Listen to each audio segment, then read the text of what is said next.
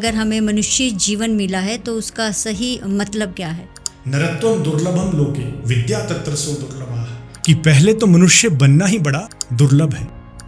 Government job ना मिल पाए संस्कृत को परस्यू करके, मतलब स्वरोजगार का साधन, सबसे उत्तम साधन संस्कृत है। उस ज्ञान को सुनने वाले, उस ज्ञान को जानने वाले 100 करोड़ लोग आपके पास है। 100 करोड़ लोगों तक आप पहुंचेंगे और निःशुल्क कार्य करेंगे। केवल ₹1 के अंशदान पर अगर आप कार्य करते हैं तो आप जीवन में 100 करोड़ इकट्ठा कर लेते हैं। आज के बच्चे, आज के नवयुवक उसे अडॉप्ट कर दें, उसको, उस पद्धति को। संस्कृत एक ज्ञान परंपरा है और इस ज्ञान परंपरा में सबसे महत्वपूर्ण है कि आपके जीवन को 4 भागों में बांट दिया, जिसको वर्णाश्रम व्यवस्था पुरातन समय में कह दिया गया। सभी बीमारियों की दवाई, मनुष्य सब कुछ उससे ही, उसकी सारी समस्याएं सॉल्व होंगी। संस्कृत में अपार संभावनाएं हैं। किस सभ्यता से जुड़े हैं और कितना उन्नत हमारा सभ्यता रही है, कैसी हमारी संस्कृति रही है। यत्र नार्यस्तु पूजन्ते रमन्ते तत्र देवता। केवल भारत या मेरी और आपकी बात नहीं हो रही, पूरे विश्व की, पूरे ब्रह्मांड की, पूरे धरती की ये बात हो रही है कि यदि बहुत कम लोग इसके विषय में जानते होंगे। मतलब ऐसा लग रहा है कि ये तो आज का एपिसोड खत्म ही ना हो और चर्चा का विषय ऐसा बने कि बस।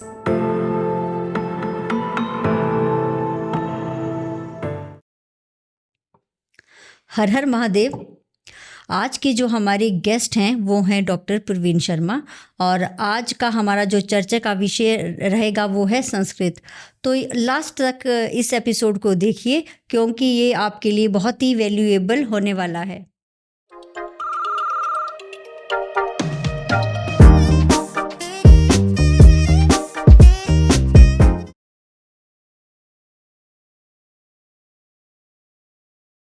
तो सर, स्वागत है आपका हमारे आज पॉडकास्ट में।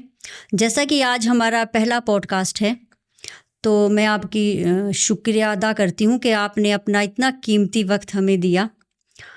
तो जैसे कि आज मुझे लगता है कि हमारा जो संवाद है वो बहुत ही रोमांचक और गंभीर होने वाला है, क्योंकि संस्कृत विषय में संवाद करना अपने में ही बहुत बड़ा कार्य है। संवाद शुरू करने से पहले मैं थोड़ा सा जानना चाहती हूँ, जैसे कि मुझे मालूम है कि आपने अन्य विभागों में भी इससे पहले अपनी सेवाएं दी हैं। जैसे कि आप पहले पुलिस में रहे हैं, उसके बाद आप एक जो शिक्षा संस्कृत के आप रहे हैं अध्यापक, उसके बाद आप बैंकिंग में भी आपने काम किया है, और उसके बाद आप कॉलेज कैडर में असिस्टेंट प्रोफेसर रहे हैं। तो सर, थोड़ा सा बताएं आप इसके बारे में हमें, ताकि हमारे जिनको नहीं पता है वो भी समझ पाएँ कि आपकी यात्रा कहाँ से शुरू हुई। नीलम जी, आपका बहुत बहुत आभार। आपने अपने इस चैनल के पहले ही पॉडकास्ट में मुझे यहाँ पर आमंत्रित किया, उसके लिए मैं आपका आभारी हूँ। और निश्चित रूप से मेरा मानना है कि हर व्यक्ति के जीवन में कुछ ना कुछ विशेष रहता है, और मैं समझता हूँ कि हिमाचल प्रदेश के लगभग 3 या 4 विभागों में काम मैं कर रहा हूँ, कर चुका हूँ और कर भी रहा हूँ। तो यद्यपि मैं एक बड़ा ही सरल और ग्रामीण पृष्ठभूमि से निकला हुआ व्यक्ति हूँ, गांव की चुनौतियों के बीच, गांव के परिवेश में पढ़ने लिखने के बाद और रोज़गार की तलाश में बाहर निकलने के बाद जो है कुछ ना कुछ हमने हासिल, एक सीढ़ी दर सीढ़ी, एक स्टेप बाय स्टेप हमने जो है कुछ प्राप्त करने का प्रयास किया, और मुझे कहीं ना कहीं सफलता भी मिली है। मेरे जैसे हज़ारों युवा जो हैं वो प्रयास करते हैं और जीवन में सफल भी होते हैं और कई बार असफल भी होते हैं। मैं भी जीवन में बहुत बार असफल रहा हूँ। ये जो आपने जाना है मेरे बारे में, ये तो वही चीज़ें हैं जिसमें मैं सफल रहा हूँ। इसके पीछे का जो संघर्ष है या इसके पीछे जो चुनौतियां थी, उसको मैं बखूबी जानता हूं कि मेरे जीवन में मैं कितनी बार मैं असफल रहा हूं।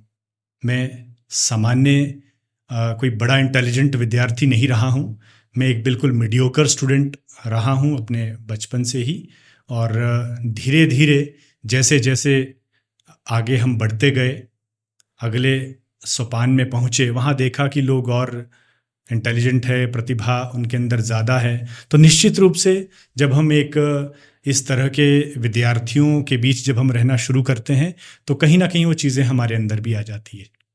मैं हिमाचल पुलिस के अंदर भी रह चुका हूँ, जैसा आपने दर्शकों को बताया।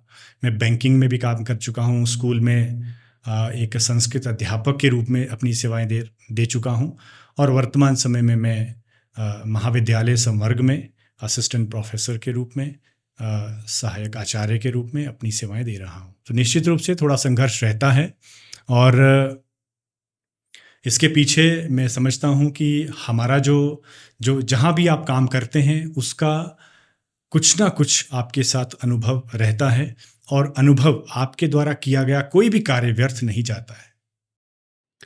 तो सर, जैसे आपने विभिन्न क्षेत्रों में आपने कार्य किया है, तो मैं जानना चाहती हूँ थोड़ा सा कि आपका जो कि पुलिस का विभाग में जब आप थे, कार्यरत थे, तो उसने आपकी जो आगे की आपकी डेस्टिनेशन थी वो किस तरह से वो सहयोगी बना उस समय में, या कैसे वो रोल निभाता है आपकी जो आगे की जर्नी है उसमें? जी बिल्कुल, देखें, पुलिस विभाग या डिफेंस का कोई भी जो विभाग रहता है, मैं समझता हूँ वो बहुत अनुशासित होता है, और मेरे जीवन में परिवर्तन लाने का काम हिमाचल पुलिस ने ही किया है।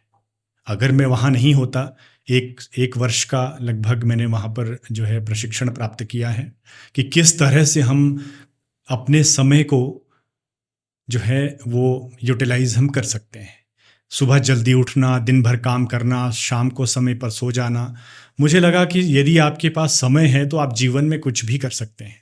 यद्यपि मैं हिमाचल पुलिस में अधिक समय तक नहीं रहा हूँ, काफ़ी कम समय मैंने वहाँ पर कार्य किया है, लेकिन अगर आप प्रेरणा की दृष्टि से कहें तो मेरा निर्णायक जो समय था वो पुलिस विभाग से ही मैंने जो है उसको लिया है।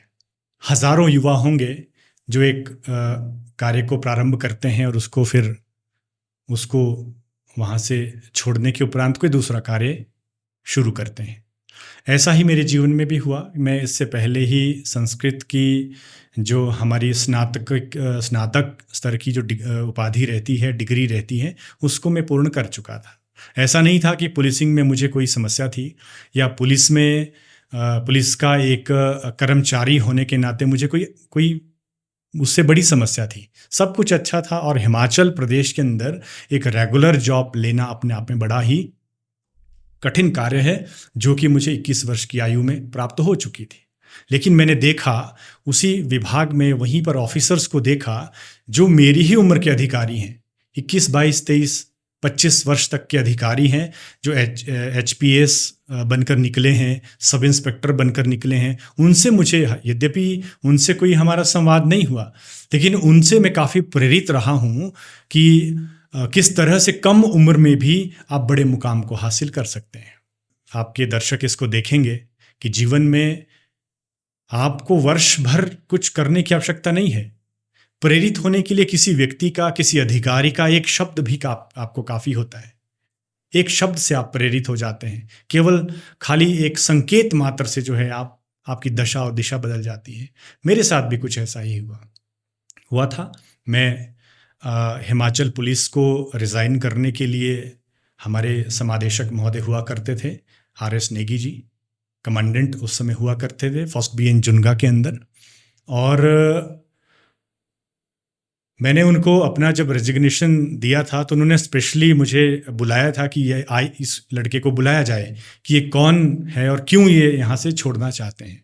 तो उन्होंने, आप यकीन नहीं करेंगे, तो उन्होंने मुझसे ये कहा था कि प्रवीण, आप हिमाचल पुलिस को छोड़कर जा रहे हैं जहाँ लोग आने के लिए तरसते हैं। उन्होंने मुझसे कहा था कि आप हमारी बटालियन के लगभग जो है 1012 जो ट्रेनीज हैं, उनमें से केवल आप इकलौते हैं जो पुलिस विभाग को छोड़कर शिक्षा विभाग में जा रहे हैं।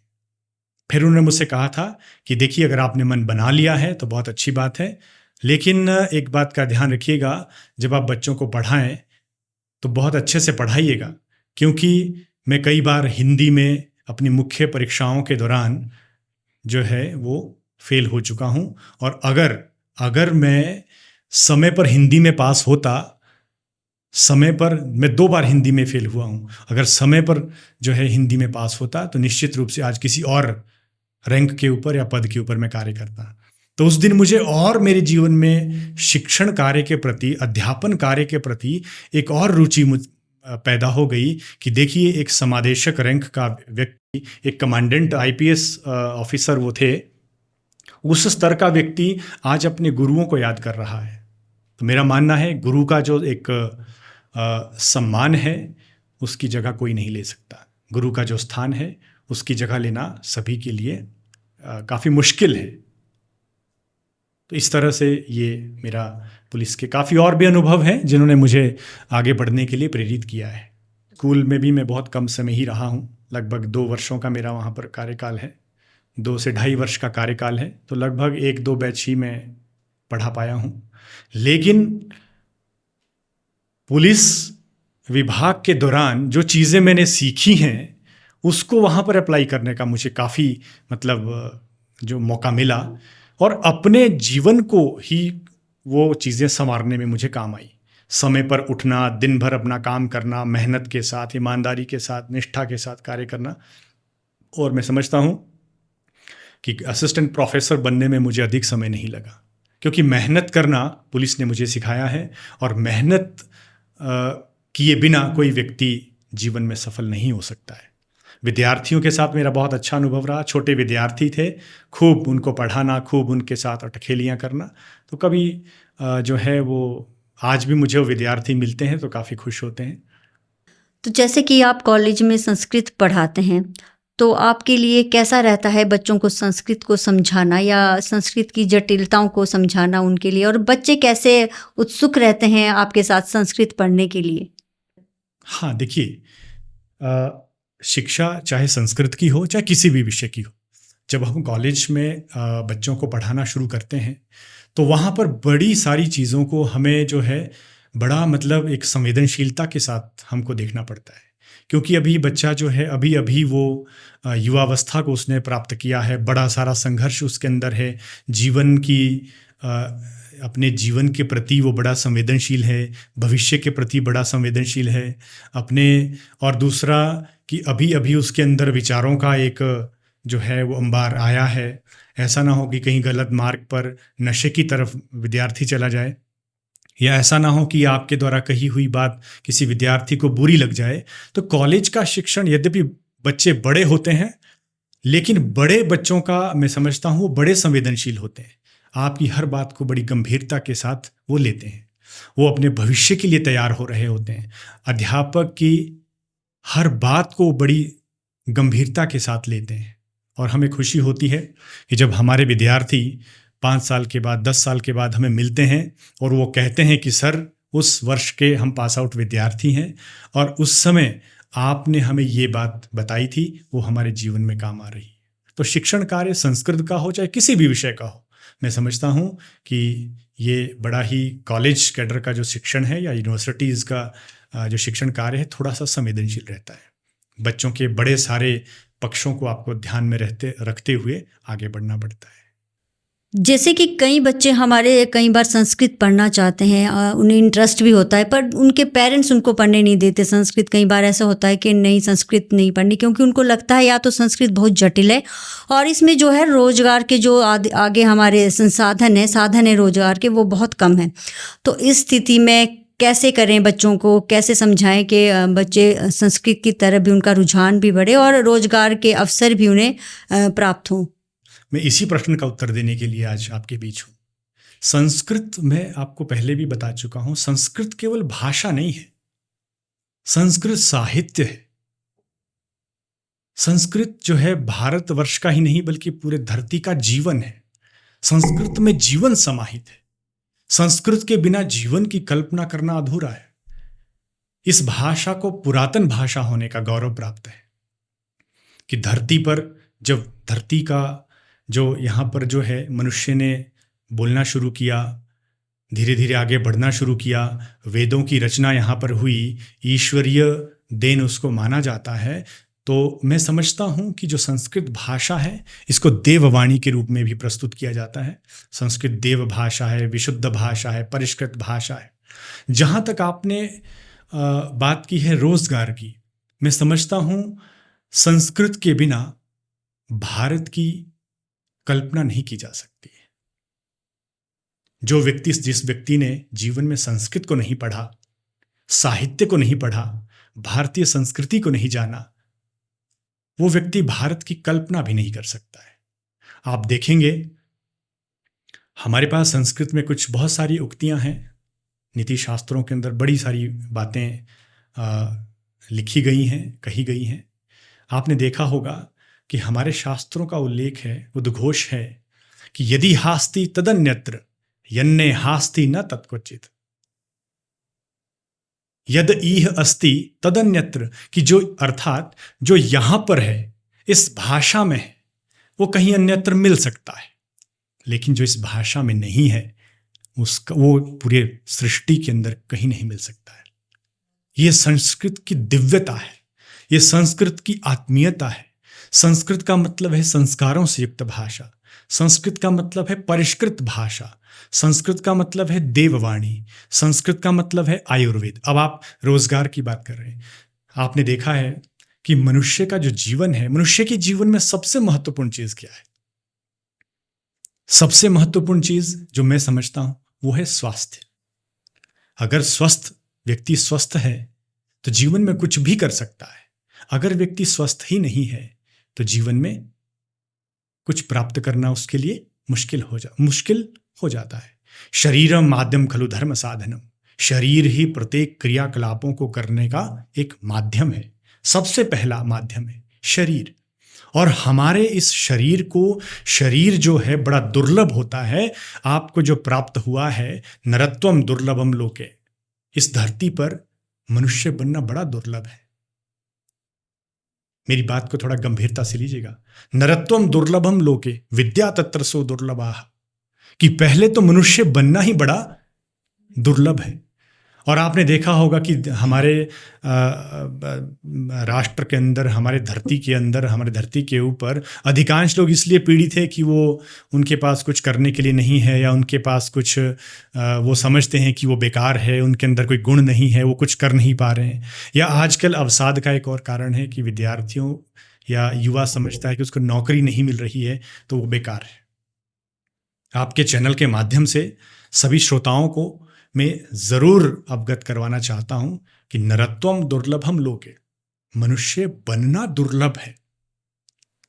और दूसरी बात, विद्या तत्र सो दुर्लभा, कि शिक्षित होना और भी कठिन कार्य है। अब अगर आप शिक्षित हैं, पहली बात आप मनुष्य हैं, आप दिव्य हैं, आप विजेता हैं, क्योंकि आप मनुष्य हैं, आप आधी जंग जीत चुके हैं। अब जीवन में आप ये नौकरी कर लीजिए, वो नौकरी कर लीजिए, कर्म करना हमारा धर्म है। मनुष्य का धर्म क्या है? कर्म करना। कर्मण्येवाधिकारस्ते मा फलेषु कदाचन, श्रीमद् भगवत गीता का 2 अध्याय ये उल्लेख करता है। कर्मण्येवाधिकारस्ते मा फलेषु कदाचन, कि मनुष्य को केवल कर्म करते रहना चाहिए, फल की इच्छा नहीं करना चाहिए। अभिप्राय हर कवि ने अपने अपने हिसाब से कहे, पर मेरा व्यक्तिगत रूप से मानना है, अगर आपके कर्म श्रेष्ठ होंगे तो निश्चित रूप से आपका फल भी श्रेष्ठ होगा। ये बहुमूल्य ज्ञान हमारे पास है, हमारे पास सब कुछ है। शरीर पहला हमारा क्या है? शरीर जो है वो प्रत्येक क्रिया को करने का एक माध्यम है।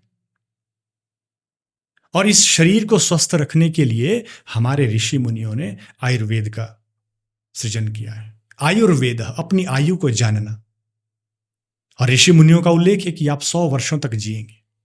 100 वर्षों तक आदमी केवल जिएगा नहीं, 100 वर्षों तक आदमी कार्य करने में समर्थ होगा। आप देखते हैं आज के समाज में क्या है, आधुनिक सुविधाएं हमारे पास है, आधुनिक चिकित्सा की सुविधाएं आपके पास है, लेकिन व्यक्ति 60-65 साल से ज्यादा नहीं जीता है। कारणम किम? इसका उत्तर आपको संस्कृत भाषा देगी। तो आपका मानना है कि संस्कृत भाषा हमें एक सभ्य इंसान ही नहीं बल्कि एक जीवन की एक कला सिखाती है, और हमें ये बताती है कि अगर हमें मनुष्य जीवन मिला है तो उसका सही मतलब क्या है। हाँ, आज जो भौतिकता की अंधी दौड़ चल रही है, भौतिकता, सांसारिक वस्तुओं के पीछे, हमारा देखिए मनुष्य सांसारिक वस्तुओं के पीछे दौड़ रहा है। अनावश्यक जो एक मानसिक दबाव है या स्ट्रेस है या मेंटल हेल्थ आप कह लीजिए, उसको बिगाड़ रहा है ना। यद्यपि हम ये नहीं कहते कि कार्य मत कीजिए। श्रीमद् भगवत गीता के अंदर एक उल्लेख है कि कोई भी व्यक्ति बिना कर्म किए नहीं रह सकता है, आपको कार्य करना ही पड़ेगा। श्री कृष्ण स्वयं उसमें कहते हैं कि आपके अंदर सत्व, रज और तमह, ये 3 तरह के गुण हैं।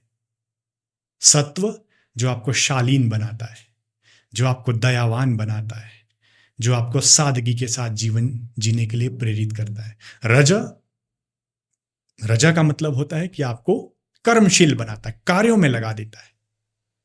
और तमह आपको आलसी बना देता है। हर व्यक्ति, और मजेदार बात है, ये तीनों गुण हमारे भीतर है और हर व्यक्ति आलसी भी है, हर व्यक्ति दयावान भी है और हर व्यक्ति कर्मशील भी है। अगर मैं कहूं कि मैं कुछ नहीं करूंगा, मैं आराम करूंगा, तो ऐसा संभव नहीं है ना। आराम आप अधिक समय तक नहीं कर सकते। क्यों?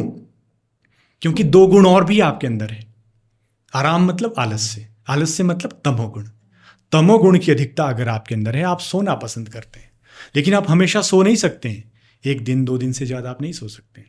ऐसा अद्भुत ज्ञान जो व्यक्ति के व्यक्तित्व को निखारने में योगदान देता है, वो संस्कृत है। ये तो आयुर्वेद की हमने बात की है ना, मानसिक रूप से। क्योंकि आपने देखा है आजकल ब्रेन स्ट्रोक, ब्रेन हेमरेज के केसेस बहुत ज़्यादा हो गए हैं, कैंसर के केसेस बहुत ज़्यादा हो गए। क्यों हो रहे हैं? क्या संस्कृत रोगों को भी मिटा सकती है या उसमें इतनी क्षमता है? जी हाँ, बिल्कुल। यही हम चाहते हैं कि हमारे जो संस्कृतज्ञ है, हमारे जो संस्कृत के ज्ञाता है, उनका कार्य थोड़ा सा बढ़ने वाला है। उनका कार्य थोड़ा सा बढ़ने वाला है। हमको थोड़ा गहराई में जाना पड़ेगा। आज जो हम संवाद कर रहे हैं, ये केवल एक, मैं कहूँगा, एक प्रारूप मात्र है, या हम हर विषय को थोड़ा थोड़ा छू सकते हैं, लेकिन हमें गहराई में जाना पड़ेगा। हमें रोजगार का तो मैं कह रहा हूँ कि यदि आप संस्कृत को गहराई से जान गए, रोजगार की खोज में आपको नहीं जाना पड़ेगा, रोजगार आपके घर द्वार स्वयं आएगा। संस्कृत को केवल इसलिए मत पढ़िए कि आप एक सरकारी अध्यापक बन जाए। सरकार के पास रोजगार की एक मर्यादा है, लिमिटेशंस है। सरकार के पास जितने स्कूल हैं, जितने विद्यालय हैं, वो उतना ही रोजगार दे पाएंगे, वो भी अपनी जो उनकी स्थिति है सरकार की। लेकिन यदि आपके पास कोई ज्ञान है और उस ज्ञान को सुनने वाले, उस ज्ञान को जानने वाले 100 करोड़ लोग आपके पास है, तो मैं आपको बताऊं, अगर निशुल्क आप कार्य करेंगे, 100 करोड़ लोगों तक आप पहुंचेंगे और निशुल्क कार्य करेंगे, केवल 1 रुपए के अंशदान पर अगर आप कार्य करते हैं, तो आप जीवन में 100 करोड़ इकट्ठा कर लेते हैं। 100 करोड़। और मुझे लगता है कि एक सरकारी कोई भी कर्मचारी 100 करोड़ का आंकड़ा नहीं छू सकता है। मतलब आपका मानना है कि गवर्नमेंट जॉब ना मिल पाए संस्कृत को परस्यू करके, मतलब स्वरोजगार का साधन, सबसे उत्तम साधन संस्कृत है। मैं बार बार यही कहता हूं, ये शाम ना विद्या न तपो न दानम, ज्ञानम न शीलम न गुणो न धर्म, ते मर्त्य लोके भुवि भारभूताः मनुष्य रूपेण मृगाश्चरन्ति। हमारा नीति शास्त्र हमको सीधा आदेश कर रहा है, ये शाम ना विद्या न तपो न दानम, ज्ञानम न शीलम न गुणो न धर्म। ऐसा व्यक्ति जिसने आपको, मैंने पहले ही कह दिया कि मनुष्य जीवन बड़ा दिव्य है, दुर्लभ है, मिल गया है तो आप दिव्य है, आप विजेता जन्म से ही है, क्योंकि आप दुर्लभ है आपका जन्म होना। आपका जन्म हो गया है तो आप ये मान के चलिए कि आप विजेता है। लेकिन विजेता होने के बाद भी ये शाम ना विद्या, आप मनुष्य थे, आपने विद्या ग्रहण करने का प्रयास नहीं किया। ये शाम ना विद्या तपो न दानम, न तपस्या की। तपस्या मतलब परिश्रम, आपने किसी तरह का परिश्रम नहीं किया। माता पिता ने आपको एक अवसर दिया था शिक्षा दीक्षा प्राप्त करने का, आपने नहीं पढ़ा। पढ़ने का एक समय है, ब्रह्मचर्य में सीधा उल्लेख है, 25 वर्षों तक पढ़िए, इतना पढ़िए कि वो 100 वर्षों तक आपके साथ रहे। ये शाम ना विद्या न तपो न दानम, ज्ञानम न शीलम न गुणो न धर्म, ते मर्त्य लोके भुवि भारभूता मनुष्य रूपेण मृगाश्चरन्ति। कि ऐसा व्यक्ति जिसको एक अवसर मिला था मनुष्य बनने के उपरांत, जिसको कार्य करने का अवसर मिला था, उसने नहीं किया। तो इसमें संस्कृत भाषा ने आपको यह सिखा दिया कि आप दिव्य है, आप कुछ भी कर सकते हैं। लेकिन व्यक्ति ने नहीं समझा, उस मनुष्य ने कार्य नहीं किया, है ना। तो व्यक्ति, उसका जीवन उसी प्रकार से धरती पर जैसे पशु हैं, उसी तरह से उसका जीवन भी मैं समझता हूं इस मृत्युलोक में निरर्थक है। जैसे कि आपने बात करी अभी के ब्रह्म जो आश्रम होता है, ब्रह्मचर्य आश्रम, तो ब्रह्मचर्य जैसे आश्रम हुआ करते थे हमारे, 4 आश्रम हुआ करते थे। तो अगर आजकल के बच्चे, आज के नवयुवक भी उस आश्रम के अनुसार अपना जीवन जिए तो कितना उत्तम और कितना अद्भुत उनका जीवन हो सकता है, उसकी मैं तो कल्पना भी नहीं कर सकती। तो थोड़ा-सा बताएँ, अगर आज के बच्चे, आज के नवयुवक उसे अडॉप्ट कर दें उसको, उस पद्धति को, तो कैसा अद्भुत रहेगी उनकी जीवन, कैसा मतलब परिवर्तन आएगा उनके जीवन में? बिल्कुल, देखिए ऐसा है, संस्कृत हमको केवल भाषा नहीं है, संस्कृत विचारों का के आदान प्रदान का विषय नहीं है। मैं पहले ही कह चुका हूं, संस्कृत एक ज्ञान परंपरा है, और इस ज्ञान परंपरा में सबसे महत्वपूर्ण है कि आपके जीवन को 4 भागों में बांट दिया गया है, जिसको वर्णाश्रम व्यवस्था पुरातन समय में कह दिया गया है। जिस प्रकार से एक वृक्ष, पहले वो बीज है, फिर वो पौधा है, फिर वो वृक्ष है, फिर उसमें फल लग रहे हैं, है ना, और फिर वो समाज के कल्याण के लिए उपयोग में लाया जा सकता है। ऐसा ही हमारा मनुष्य जन्म है। हमारे जीवन को 4 आश्रमों में बांटने का यही प्रयोजन है, क्योंकि जीवन का नाम है संघर्ष। जब हमारा जन्म हो गया तो हमें संघर्ष करना ही पड़ेगा। मैंने पहले कह दिया कि सत्व, रज और तम गुण हमारे भीतर है, शास्त्र ये प्रमाण देते हैं। सत्व, रज और तम, हम इन 3 गुणों का मिश्रण है, और ये 3 गुण आपको कार्य करने के लिए प्रेरित करते रहते हैं, हमेशा प्रेरित करते रहेंगे। तो हम बात कर रहे हैं कि ब्रह्मचर्य का सीधा सीधा संबंध है 0 से लेकर 25 वर्षों तक का जो एक समय अंतराल है, उसको ब्रह्मचर्य कहा गया है। कि बच्चा छोटा है, अपने शरीर को मजबूत बनाने पर ध्यान दें। माता पिता का भी धर्म है कि उसका लालन पालन पोषण अच्छा हो, क्योंकि वो छोटा बच्चा ही एक दिन बड़ा होकर समाज के दायित्वों को निभाएगा। तो ब्रह्मचर्य का, यदि आप अथर्ववेद के अंदर एक ब्रह्मचर्य सूक्त आता है, उसमें आप उल्लेख देखेंगे, तो अथर्ववेद के अंदर ब्रह्मचर्य नामक एक सूक्त है, उसका अध्ययन सभी युवाओं को करना चाहिए। क्योंकि युवा जो होता है वो राष्ट्र की संपत्ति होता है। युवाओं पर बुजुर्गों का अधिकार होता है, युवाओं पर समाज का अधिकार है। समाज की उन्नति के लिए युवाओं को कार्य करना पड़ता है, और वही युवा अगर ब्रह्मचर्य को खंडित करके नशों के संपर्क में आ जाए, तो मैं समझता हूं कि वो युवा समाज का तो छोड़िए, अपना भी भरण पोषण करने में असमर्थ होगा। तो यदि मैं संक्षेप में कहूं तो ब्रह्मचर्य में 2 चीजों पर महत्वपूर्ण बल डाला गया है। वो क्या है? एक तो शरीर को मजबूत बनाना, और दूसरा विद्याध्ययन करना। विद्याध्ययन पढ़िए और शरीर को मजबूत बनाइए 25 वर्षों तक।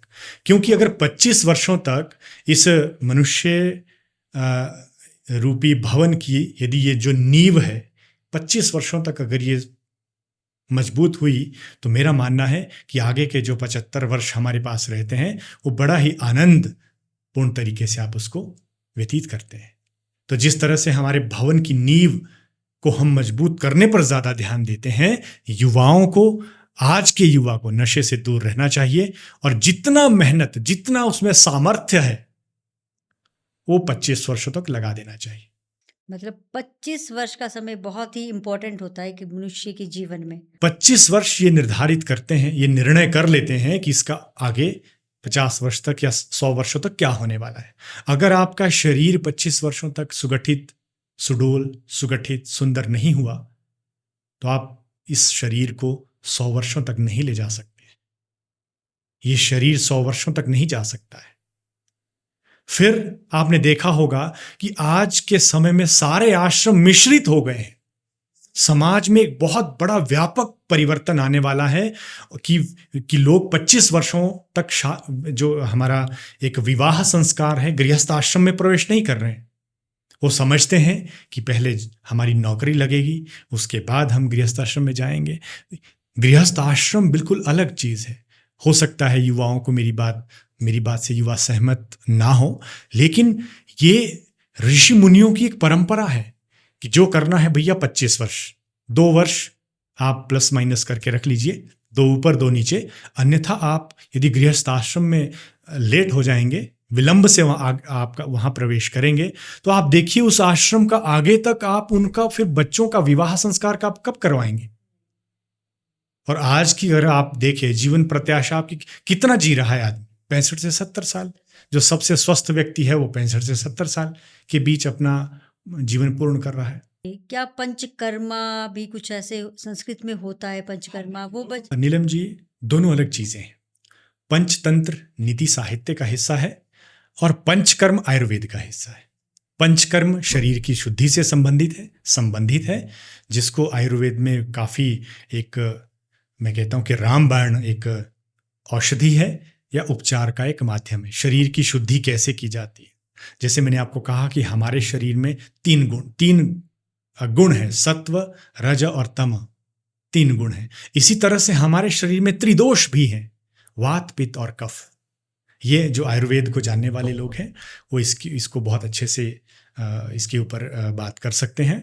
लेकिन ये जो वात, पित्त और कफ है, 3 चीजें हैं हमारे शरीर में। 3 चीजें हैं, अगर इन तीनों को आपने नियंत्रित कर दिया तो आप दीर्घायु होंगे, आप कभी अस्वस्थ नहीं होंगे। आदमी बीमार क्यों होता है, कभी सोचा आप? व्याधियां शरीर को क्यों घेरती हैं? या तो शरीर में पित्त की अधिकता हो जाए, या आपका वात असंतुलित हो जाए, या आपका कफ असंतुलित हो जाए। और आप यकीन नहीं करेंगे कि यदि पंचकर्मा आप जी, वैसे तो सभी को पंचकर्मा करना चाहिए, केवल रोगी को नहीं। पंचकर्मा हमारे जीवन का एक हिस्सा होना चाहिए। जो पंचकर्म करते हैं, 5 कर्म इसके अंदर आते हैं, 5 क्रियाएं इसके अंदर आती हैं, जिसमें आपकी शरीर की शुद्धि से जो संबंधित है 5 कर्म इसमें करते हैं। तो जिसमें एक नस्य क्रिया है जिसमें कुछ औषधियों को मिला के मिश्रण करके नाक से हम उसमें उसकी कुछ बूंदे नाक में डालते हैं। आप यकीन नहीं करेंगे उसका परिणाम क्या है कि आपको 5 पंच जो हमारी ज्ञानेंद्रियां हैं उससे संबंधित कोई रोग नहीं होगा। नस्य लेने मात्र से आपके श्रोता मेरी बात को शायद समझेंगे, और नहीं तो आप देखेंगे कि आयुर्वेद का सबसे एक समृद्ध ग्रंथ है चरक संहिता, महर्षि चरक ने उसे लिखा है। उसके 2वें अध्याय में शायद इसका उल्लेख है कि आप देखेंगे कि नस्य क्या होता है। नस्य को जब आप बनाते हैं तो उसमें कौन कौन सी औषधियों का उल्लेख किया जाता है, और अगर वो उसको सही समय पे, सही विधि से, सही रीति से लिया जाए तो 5 आँख, कान, नाक और त्वचा से संबंधित आपको कोई, मतलब गले से ऊपर आप ये मान के चलिए आपको किसी तरह की कोई समस्या होने वाली नहीं है। मतलब आपका मानना है कि संस्कृत सभी मतलब बीमारियों की दवाई है। मतलब मनुष्य सब कुछ उससे ही उसकी सारी समस्याएं सॉल्व होंगी। वो एक अच्छा व्यक्ति बन सकता है, स्वस्थ रह सकता है, उसका जो उसकी दिनचर्या अच्छी हो सकती है, वो सभ्य बन सकता है, उसकी पढ़ाई लिखाई अच्छी हो सकती है, स्वरोजगार के साधन उसको मिल सकते हैं। और क्या चाहिए फिर? ये बहुत अद्भुत है और मुझे खुशी है कि आपने इस विषय को अपने चैनल के माध्यम से अपने दर्शकों के लिए लाया है। संस्कृत में अपार संभावनाएं हैं। संस्कृत को केवल कर्मकांड की भाषा या मंदिर में पूजा अर्चना करने की भाषा मत समझिए, या देवता लोग जो है संस्कृत को ही समझते हैं, अन्य भाषाओं को नहीं समझते हैं, ऐसा नहीं है। और जो भारत के लोग हैं, भारत के बच्चे हैं, वो मूल्य नहीं जानना चाहते हैं। उन्हें पता ही नहीं है मूल्यों का। उन्हें संस्कृत का नहीं पता, हमारी संस्कृति का नहीं पता, वो सभ्य नहीं है। तो क्या करें हम उन संस्कृत को ताकि वो संस्कृत के करीब आएँ और संस्कृत को पढ़ें, एक सभ्य इंसान बने। और रोज़गार का तो आपने बताया ही है कि इसमें बहुत से अपार आपको वो मिलेंगे, रास्ते हैं रोज़गार। हम तो देखिए, हम चाहते हैं कि हम फल खाएं, लेकिन फल प्राप्त करने के लिए पहले हमें उसका बीजारोपण करना पड़ेगा। हम पौधा नहीं लगाना चाहते हैं लेकिन फल खाना चाहते हैं। इस मानसिकता को थोड़ा सा हमें हटाना पड़ेगा, थोड़ा सा इससे दूर रहना पड़ेगा। यदि आप चाहते हैं कि आपका बेटा पुत्र धर्म को निभाए, यदि आप चाहते हैं कि आपका भाई भ्रातृ धर्म को निभाए, पति धर्म को निभाए, पत्नी धर्म को निभाए, तो आपको हमारे आदि महाकाव्य रामायण का अवलोकन करना पड़ेगा। आपको जाना पड़ेगा वहाँ पे। आज आप कहेंगे भारतवर्ष में कि महिलाएं सुरक्षित नहीं है, महिलाओं को समान अधिकार नहीं है, महिलाओं को बड़ा कुछ नहीं है, लेकिन हमारी वैदिक संस्कृति में महिलाओं को ये सारे अधिकार थे। देवी का रूप माना जाता है। साथ में आप देखिए हमारा सीधा उद्घोष है, यत्र नार्यस्तु पूजन्ते रमन्ते तत्र देवताः। यत्र नार्यस्तु पूजन्ते रमन्ते तत्र देवताः, यत्र एतासु न पूजन्ते तत्र सर्वा असफला क्रियाः। जिस घर में स्त्री की पूजा नहीं होती है, जिस क्षेत्र में, इस घर में नहीं, केवल अपने घर के अंदर नहीं, जिस घर में, जिस क्षेत्र में, जिस प्रदेश में, जिस राष्ट्र में महिला की पूजा नहीं होती है, वहाँ देवता निवास नहीं करते हैं। और जहाँ देवता निवास नहीं करते हैं, वहाँ किया गया प्रत्येक कार्य असफल होता है। ऐसी दिव्य हमारी संस्कृति है। हमने हमारी संस्कृति को पढ़ा नहीं है और हम अब बड़ी चीज़ों की वकालत करते हैं। तो ऐसी किताबें क्या बच्चों को भी उनके करिकुलम में भी होनी चाहिए? ऐसी बिल्कुल किताबें होनी चाहिए। और उनको पता लगे कि हमारा सभ्यता, हम किस सभ्यता से जुड़े हैं और कितना उन्नत हमारा सभ्यता रही है और कैसी हमारी संस्कृति रही है। यद्यपि ऐसे प्रयास किए भी जा रहे हैं। ये जितने ग्रंथों की मैंने बात की है, ये सारे विद्यार्थियों के पाठ्यक्रम में हमें देखने को मिलते हैं। बस एक शर्त है कि अगर आपको फल खाने हैं तो पौधों को लगाना पड़ेगा। आपको अपने विद्यार्थियों को मोटिवेट करना पड़ेगा। आप अपने विद्यार्थियों को ऐसे स्कूलों में भेजते हैं जहाँ पर नमस्ते करना नहीं सिखाया जाता है, या नमस्ते करना किसी को अपराध माना जाता है। फिर आप कहते हैं कि आपका बच्चा संस्कारी हो। मेरी बात में मतलब एक अप्रत्यक्ष रूप से अपनी बात को रख रहा हूँ, लेकिन आप मेरी बात से बखूबी सहमत होंगे कि हम चाहते हैं कि हमारे बच्चे संस्कारी भी बने, हाँ, संस्कृत अडॉप्ट ना करें। जी हाँ, और पढ़े इंग्लिश। हाँ, इंग्लिश से हमें आपत्ति नहीं है। धरती की किसी भी भाषा से हमें कोई आपत्ति नहीं, लेकिन अपने घर को जानना पहले जरूरी है। आपको दूसरों के घर की जानकारी है, अपने घर की जानकारी नहीं है, विडंबना ही है।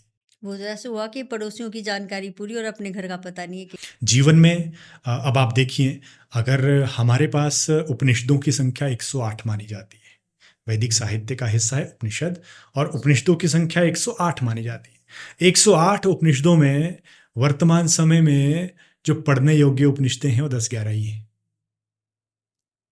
और उसमें भी जो सबसे प्रतिष्ठित उपनिषद है वो ईशावास्य उपनिषद को माना जाता है, विद्वान ऐसा मानते हैं। और ईशावास्य उपनिषद में व्यक्ति का पूरा जीवन केवल और केवल 18 मंत्रों में उसका विश्लेषण कर दिया गया। मैं कहता हूं 18 मंत्र पढ़ने की आवश्यकता भी नहीं है। अगर हमने ईशा 108 उपनिषदों में से 10 में से एक उपनिषद ईशावास्य उपनिषद, उसके 18 मंत्रों में से भी पहला ही मंत्र कंठस्थ कर लिया और उसके ऊपर उसका अनुसरण करना शुरू कर दिया, तो मैं समझता हूं कि उस व्यक्ति के जीवन की सारी समस्याएं स्वतः ही समाप्त हो जाएंगी। हमारे राष्ट्र की आधी समस्याएं समाप्त हो जाएंगी। उसका पहला मंत्र ईश शब्द से शुरू होता है। ईशावास्यम इदम सर्वत यत्किंचित जगत्याम जगत तेन तक्तेन भुंजितः मागधः कस्य स्विधनम। कि ईश्वर कण कण में व्याप्त है। ईश्वर मुझ में, आप में, इनमें, उनमें, यत्र तत्र सर्वत्र ईश्वर व्याप्त है। अगर 100 करोड़ लोगों को ये बोध हो जाए कि मुझ में ईश्वर है, आप में ईश्वर है, मैं आपकी किसी वस्तु को नहीं चुरा सकता। आप स्त्री हैं, मैं आपके प्रति एक गलत दृष्टि नहीं रख सकता हूं, क्योंकि मुझे मालूम है आप में ईश्वर का निवास है। ईशावास्यम इदम सर्वम यत किंचित जगत्याम जगत। केवल भारत या मेरी और आपकी बात नहीं हो रही है, पूरे विश्व की, पूरे ब्रह्मांड की, पूरे धरती की ये बात हो रही है कि यदि हमें ये बोध हो जाए कि मुझ में ईश्वर है, आप में ईश्वर है, इन वस्तुओं में ईश्वर है, इस प्रकृति में ईश्वर है, नदी में ईश्वर है, पेड़ों में ईश्वर है, हैं, प्राकृतिक तत्वों में ईश्वर है, पशुओं में ईश्वर है, पक्षियों में ईश्वर है, तो ना तो मैं नदी को हानि पहुंचाऊंगा, ना ही मैं मनुष्य को हानि पहुंचाऊंगा, ना स्त्रियों को गलत भाव से देखूंगा। तो मुझे लगता है कि यहां की समस्या ही हमारी ये है।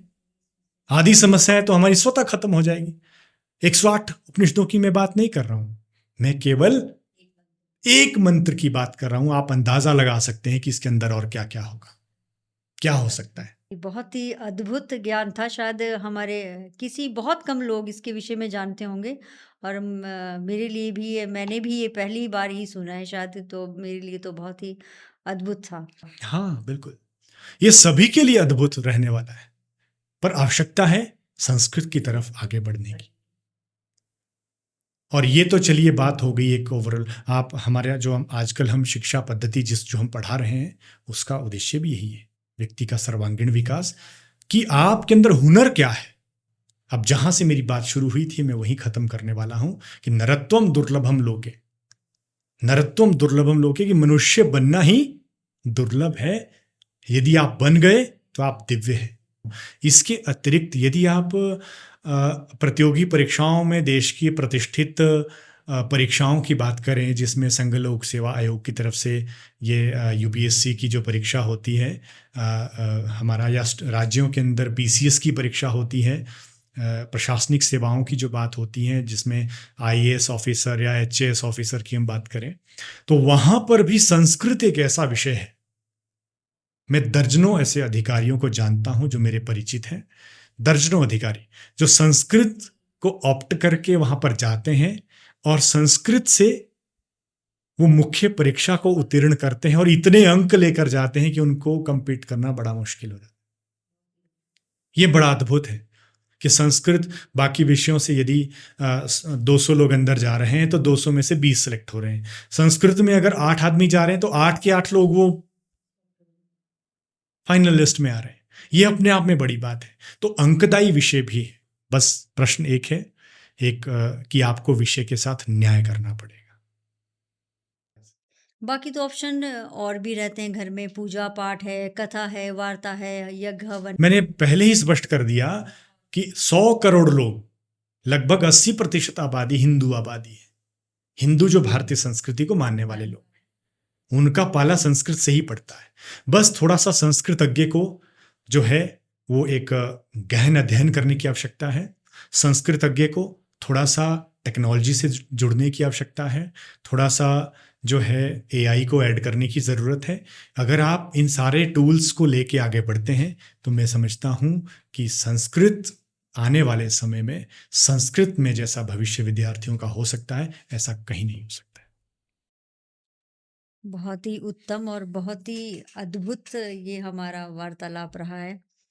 थोड़ा सा मैं इस तरफ जाना चाहूँगी, जैसे कि आजकल पूजाएं पाठ जैसे होते रहते हैं, आजकल ऑनलाइन चल पड़ा है सब कुछ। ऑनलाइन पूजा हो रही है, ऑनलाइन प्रसाद हो रहा है, ऑनलाइन, तो वो है, वो ठीक है वो। देखिए, मैंने पहले ही कह दिया है कि यद्यपि कोई भी कर्मकांडीय जो प्रक्रिया है वो जब पूर्ण की जाती है तो एक संकल्प के माध्यम से वो चीज़ें होती हैं, क्योंकि मंत्रों में एक ऊर्जा है और वो मंत्र जो है सामने रहकर यदि हो जाए तो बहुत अच्छी बात है। सामने रहकर यदि ये कार्य संपन्न किया जाए तो बहुत ही अच्छी बात है। लेकिन फिर भी क्योंकि वैदिक मंत्र है, दैवीय कृपा जो है इन मंत्रों के माध्यम से आपको प्राप्त होती रहती है। मतलब अगर आप सुनो भी तब भी इसमें इतना, मतलब इतना गुण है, मतलब इतने प्रभावी हैं कि वो आप पे तब भी इफेक्ट कर सकते हैं। देखिए, एक आप उसके माध्यम से सुनते हैं, स्पीकर के माध्यम से सुनते हैं, और एक आप आपके सामने वो उसका वाचन या उसका गायन हो रहा है। बस जितना अंतर इन दोनों में है, इसका फल प्राप्ति में भी इतना ही अंतर है। क्योंकि अब मैं ज़्यादा गहराई में जाएंगे तो बड़ी चीज़ें फिर होंगी, लेकिन क्योंकि हम भारतीय संस्कृति के संवाहक हैं, तो हम चाहते हैं कि जितना इसमें शुद्धता के साथ इसका निर्वहन हो, उतना हम सभी के लिए श्रेष्ठ है। थोड़ा सा आपने अध्यात्म का जिक्र किया था बीच में। अध्यात्म को कैसे ले सकते हैं हम? अध्यात्म मतलब क्या कुछ हो सकता है? संस्कृत के मूल ग्रंथों को पकड़िएगा। श्रीमद् भगवद गीता आपके घर में होनी चाहिए। हर रोज पढ़िए। जितनी बार पढ़ेंगे उतनी बार कुछ नया मिलेगा। जीवन की हर समस्या का समाधान श्रीमद् भगवद गीता में है। श्रीमद् भगवद गीता केवल एक ग्रंथ नहीं है। 4 वेद, 6 वेदांग और 4 अन्य शास्त्रों का जो 14 विद्याएं हैं, उनका निचोड़ श्रीमद् भगवद गीता है। उसको आप पढ़िए। अध्यात्म की तरफ हमारा रुझान बढ़ाने का प्रयास करती है। ये कमाओ वो कमाओ ज़्यादा ऐसा नहीं कहती है। ऐसा भी वो कह सकती थी, हाँ, ऐसे भी ग्रंथ हैं, है ना। लेकिन ज़्यादा प्रचलन यहाँ पर क्या है? श्रीमद् भगवद गीता का प्रचलन है। मानव जीवन जो आपको मिला है, जो ये शरीर आपको मिला है ना, इस शरीर का उद्देश्य क्या है? इस शरीर का प्रयोजन क्या है ना। हम कुछ कमा रहे हैं, कुछ कार्य कर रहे हैं, तो इसकी उदर पूर्ति के लिए कर रहे हैं। जहां से आए हैं वहां के लिए क्या किया, है ना। हमारा ज्योतिष शास्त्र कहता है, या हमारे जो कर्म सिद्धांत है, कर्म सिद्धांत हमारा 3 तरह के कर्मों का उल्लेख हमें मिलता है। एक कर्म होता है क्रियमाण, एक होता है संचित कर्म, और एक होता है प्रारब्ध।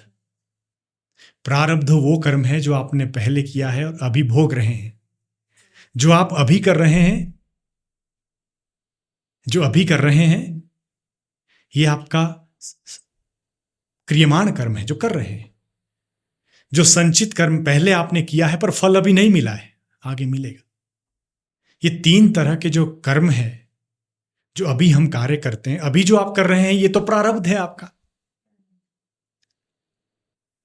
तो जो अगला जन्म होगा, आपने देखा होगा जब भी हम पूजा करते हैं, कुछ भी चरणामृत पीते हैं, विष्णु पादोदगम पीत्वा पुनर्जन्म न विद्यते, दोबारा जन्म नहीं होना चाहिए। पढ़ा है ना, पुनर्जन्म न विद्यते। इसका अभिप्राय क्या है? पुनर्जन्म न विद्यते, कि दोबारा जन्म ना हो। यहां पर संघर्ष ही संघर्ष है, यहां पर संघर्ष है। और उस संघर्ष को करते हुए, संतुलित रहते हुए आप आगे कैसे बढ़ते हैं, ये हमारी संस्कृति हमारा मार्गदर्शन करती है। इसमें अध्यात्म हमारा सहयोग करता है। इस मानव देह का परम उद्देश्य है मोक्ष की प्राप्ति। मोक्ष, जहां आपकी कोई इच्छा नहीं है, जो अंतिम जो गति हमारी है, मोक्ष की प्राप्ति हो गई, है ना। तो अध्यात्म हमें मजबूत बनाता है। अध्यात्म आपको निर्णय स्थिर रखता है, निर्णय लेने की क्षमता आपके अंदर आती है। आप सत्य के नजदीक रहते हैं, सत्य के नजदीक हम रहते हैं। इसलिए आध्यात्मिक विकास व्यक्ति का जरूरी है। जो भी आप ध्यान करते हैं अध्यात्म का हिस्सा है। जो भी आप पूजा अर्चना करते हैं, कहीं ना कहीं अध्यात्म से जुड़ा हुआ है। और ये सारी चीजें हमारी शिक्षा व्यवस्था में होना चाहिए। योग आपको अध्यात्म की तरफ ले जाने का प्रयास करता है ना। अध्यात्म का सीधा अभिप्राय है अपने आप को जानना। आप कौन है? आत्म मंथन करना, आत्मचिंतन करना, आत्मा को जानने का प्रयास करना। आत्मा एक ऐसा तत्व है, श्रीमद् भगवद गीता के अंदर लिखा है, नैनम छिन्दन्ति शस्त्राणि नैनम दहति पावकः न चैनम क्लेद्यन्त्यापः न च शोष्यति मारुतः। अब आप कहाँ जाएंगे? आप दिव्य हैं, मैंने पहले ही कह दिया है। आपके अंदर एक ऐसा दिव्य तत्व है, नैनम न एनम छिन्दन्ति नैनम छिन्दन्ति शस्त्राणि, कि इस आत्म तत्व को कोई नहीं काट सकता है। नैनम छिन्दन्ति शस्त्राणि नैनम दहति पावकः, अग्नि इसको जला नहीं सकती, पानी इसको गीला नहीं कर सकता है, शस्त्र इसको काट नहीं सकते हैं, हवा इसको उड़ा नहीं सकती है। ऐसे हैं आप दिव्य। और विद्यार्थी चले होते हैं सुसाइड करने। अरे भाई क्यों? इतना अद्भुत जीवन है, आप अद्भुत हैं। सिर्फ अपने हुनर को पहचानिए, साहित्य संगीत कला विहीन साक्षात पशु पुच्छ विषाणहीन। साहित्य, संगीत और कला, देखिए फिर से हम वहीं आ गए हैं। कौन कहता है संस्कृत आपका विकास नहीं करता है? साहित्य संगीत कला विहीन साक्षात पशु पुच्छ विषाणहीन। आप मनुष्य बने हैं, साहित्य पढ़ने का अवसर आपको मिला था, लेकिन आपने साहित्य को नहीं पढ़ा। साहित्य, संगीत, देखिए संगीत सामवेद से इसका आविर्भाव माना जाता है ना। सारे गामा पा धा नी सा, ये जो स्वर है सामवेद की से इसकी उत्पत्ति मानी जाती है। संगीत के लोग इसके प्रति समर्पित है। साहित्य संगीत कला विहीन, कला मतलब आपका अपना गुण, विहीन आपको ये जो मैं ब्रह्मचर्य की बात कर रहा हूं, ये 25 वर्ष मिले थे। आपने इन 25 वर्षों में ये जानने का प्रयास किया ही नहीं कि आपके अंदर दिव्यता क्या है। अगर आपने इन 25 वर्षों में सिर्फ इतना जान लिया होता कि ये जो हमारे अंदर कला है या मेरा जो कौशल है, मेरा जो गुण है, वही आपको रोजगार देगा, वही आपके जीवन में अर्थार्जन करेगा, धनार्जन करेगा। धर्मार्थ काम मोक्षाणाम, शास्त्रों में सीधा आदेश है, धर्मार्थ काम मोक्षाणाम यस्य एको अपि न विद्यते। बड़ा सीधा, सटीक और बड़े ही साफ शब्दों में शास्त्र कह रहा है कि धर्मार्थ काम मोक्षाणाम यस्य एको अपि न विद्यते अजागलस्तनस्तस्य तस्य जीवनम निरर्थक। जिस व्यक्ति ने धर्म, अर्थ, काम और मोक्ष, इन चार तत्वों को, इन चार पुरुषार्थ चतुष्टय को प्राप्त करने का प्रयास जीवन में नहीं किया, उसका जन्म कैसा है? उसका जन्म उसी प्रकार से व्यर्थ है जैसा बकरी के गले में लटका हुआ थन होता है। वो दूध नहीं देता है, वो किसी कार्य का निरर्थक है। उस व्यक्ति का जीवन भी वैसा ही निरर्थक। ऐसी अपार ज्ञान से भरा हुआ है हमारा ये साहित्य। चाहे आप उपनिषदों को ले लीजिए, वैदिक साहित्य को ले लीजिए, ऋग्वेद को ले लीजिए, यजुर्वेद को ले लीजिए, अनेक जो हमारे पुरातन ग्रंथ हैं, ज्योतिष शास्त्र को ले लीजिए, रसायन शास्त्र को ले लीजिए, वास्तु शास्त्र को ले लीजिए। इन सारे ग्रंथों का उद्देश्य क्या है? मनुष्य के जीवन को श्रेष्ठ बनाना, कर्म के मार्ग पर चलाना। रोजगार का तो ये तो प्रश्न ही बहुत छोटा है इसके आगे। आप देखेंगे कि संस्कृत के अंदर क्या नहीं है। सिर्फ जरूरत है संस्कृत को समझने की, संस्कृत को अनिवार्य रूप से नीतिकारों तक यदि ये वीडियो आपका पहुंचेगा, संस्कृत को अनिवार्य रूप से निसंकोच भाव से विद्यार्थियों को पढ़ाया जाए। भारत के जो प्रतिष्ठित बोर्ड है, चाहे वो सीबीएसई है, चाहे वो आईसीएस है, चाहे वो हमारा एचपी बोर्ड है, कोई भी बोर्ड है, हर शिक्षा बोर्ड में ये अनिवार्य रूप से पढ़ाया जाना चाहिए। चाहे स्कूल है, चाहे कॉलेज है, चाहे कुछ भी है, संस्कृत को अनिवार्य रूप से पढ़ाया जाना चाहिए। बहुत ही अद्भुत, मतलब ऐसा लग रहा है कि ये तो आज का एपिसोड खत्म ही ना हो और चर्चा का विषय ऐसा बने कि बस बनता ही रहे। बहुत ही अद्भुत तरीके से आपने आज हमें बहुत ही ज्ञानवर्धक जो ये हमारा एपिसोड रहा है, मुझे यकीन नहीं है, पूरा विश्वास से कहती हूँ कि ये सभी को बहुत ही रोचक और बहुत ही अच्छा लगेगा। तो चर्चा को अब आज यहीं विराम देते हैं। आपका प्रयास निश्चित रूप से बहुत अच्छा है और इस सभी पूरे प्रयास के लिए मैं आपको साधुवाद देता हूं कि आपका जो ये आपने युवाओं को और भारतवर्ष के प्रत्येक नागरिक को जगाने का जो प्रयास किया है, उसमें आप सफल हों। ऐसी शुभकामनाएं आपके चैनल के लिए। बहुत बहुत आभार। आपका भी बहुत बहुत आभार, और समय रहे तो आप पुनः विजिट करें और हमें अपने जो ज्ञानवर्धक जो ये आपकी संवाद है, इससे दोबारा भी हमें लाभान्वित हो हम, और हमें लाभ मिले।